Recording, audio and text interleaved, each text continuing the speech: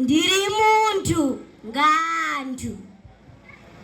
Ndinabonga baba kusasa nebandla renyu ngekutipira chirongwa chedu isusu mandau chine bizo rekuti Ndafa, Ndau Festival of Arts.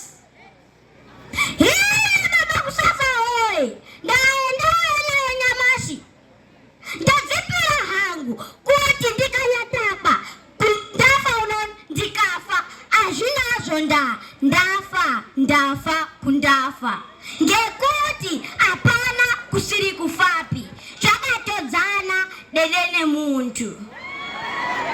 Ngewe isusu madzimai mwaitiite zvireshe musikatikoshesi. Dai vasiri mbuya nehanda soja guru redzimai chimuranga mwaitiwina imumu. Imumani musada kurya zvavapfupi ngekureba mani. Mune gwinyiso kuti ite madzoto ekukora pemaru chenyu tirisu takamubara ekukabve mundani mwedzimai.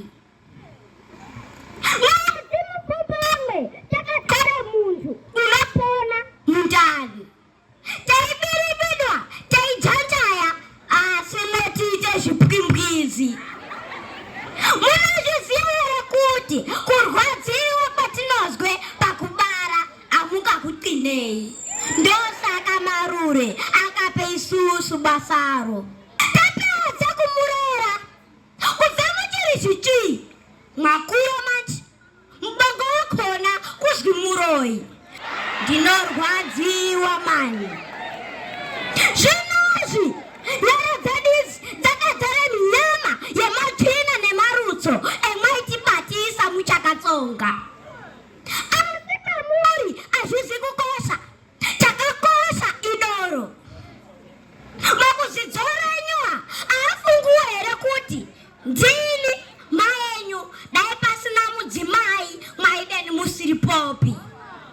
Ndinamuzwa phe mweipwakashuka mwadhakwa mweiti zviri nani kurasha mukadzi pane kurashe doro. Muna gwinyiso. Kushata kwazvo mwatiroora. Tisi tinouya zvokumurara futi kusvika mwafa. Tisi tinouya zvokuona kuti mwarya here, mwageza here, mwapfekei. Imumani musadaro.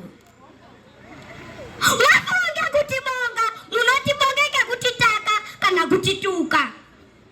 Hekunozimusha mukadzi wani. Hemunoti mwarwadziwa nyangwe mwanyakura sei munoti mumweiti moi.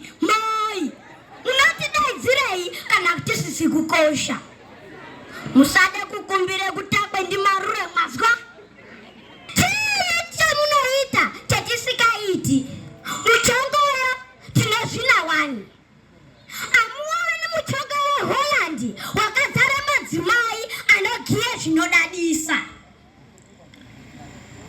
Makusaranywa anoitingatei akadzara mabesha nemanangari. Ngandichigara kupashi ndinozotochema ndakaningirwa kudai.